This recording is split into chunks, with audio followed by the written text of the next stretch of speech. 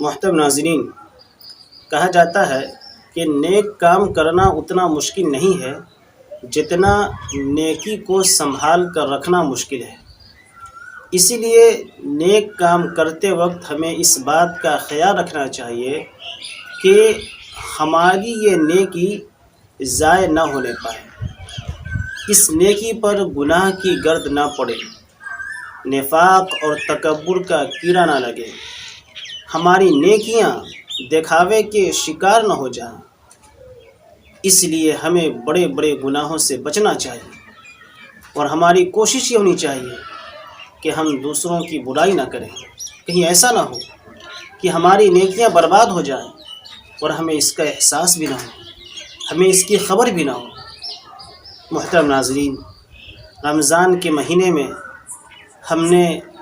اللہ رب العالمین کی عبادتیں کی، ہم نے قیام اللیل کا اہتمام کیا، ہم نے نمازیں پڑھیں، ہم نے قرآن کی تلاوت کی، ہم نے توبہ و استغفار کیے۔ کہیں ایسا نہ ہو کہ قیامت کے روز ہم اپنے ان نیکیوں کو ڈھونڈ رہے ہوں اور ہمیں ہماری نیکیاں نظر نہ آئیں۔ اللہ کے رسول صلی اللہ علیہ وسلم نے ایسے ہی لوگوں کے بارے میں فرمایا ہے۔ حدیث کے راوی حضرت ابو ہریرہ رضی اللہ تعالی عنہ ہیں۔ وہ کہتے ہیں کہ اللہ کے رسول صلی اللہ علیہ وسلم نے صحابہ کرام سے پوچھا، اتدرون ما المفلس، کیا تم جانتے ہو مفلس کون لوگ ہیں؟ قالوا المفلس فینا من لا درہم له ولا متاع۔ صحابہ کرام نے کہا کہ اللہ کے رسول، ہم تو مفلس اسی کو سمجھتے ہیں جس کے پاس مال و متاع نہ ہو،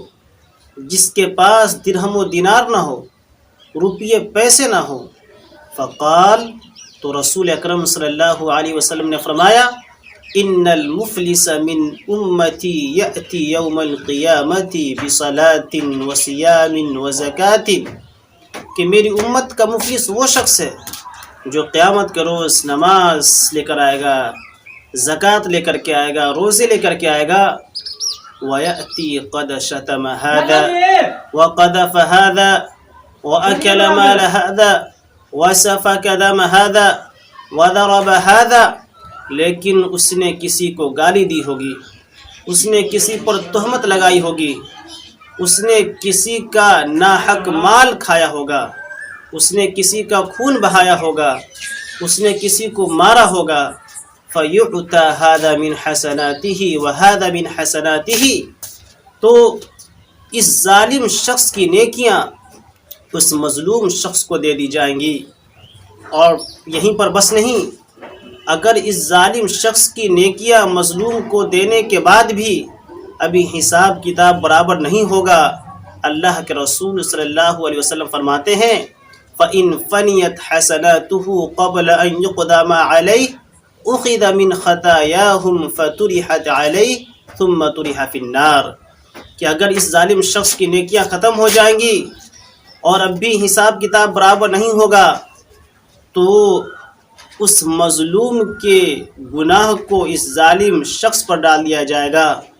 اور پھر اس طریقے سے اس ظالم شخص کو جہنم میں ڈھکیل دیا جائے گا، جہنم میں پھینک دیا جائے گا۔ محترم ناظرین، غور کرنے کا مقام ہے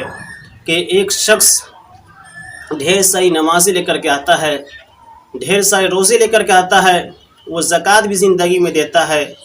قرآن کی تلاوت بھی کرتا ہے، تو وہ استغفار بھی کرتا ہے، صدقہ و خیرات بھی کرتا ہے، لیکن اگر وہ کسی کو مارتا ہے، کسی کی چغلی کرتا ہے، کسی کی غیبت کرتا ہے، کسی کا خون بہاتا ہے، کسی کا مال ہڑپ کر جاتا ہے، کسی کی زمین و جائیداد پر ناجائز قبضہ کر لیتا ہے، تو ایسے شخص کی تمام نیکیاں برباد ہو جاتی ہیں، اور ایسے شخص کو بروز قیامت جہنم میں ڈھکیل دیا جاتا ہے۔ اسی لیے زور اس بات کی ہے کہ ہم جو بھی نیک کام کریں، ہم جو بھی نیکیاں کریں، ہم ان نیکیوں کی حفاظت کریں، ہم اپنی نیکیوں کو سنبھال کر رکھیں، اور اللہ رب العالمین سے ہمیشہ اس بات کی توفیق بھی مانگتے رہیں۔ والسلام علیکم ورحمۃ اللہ وبرکاتہ۔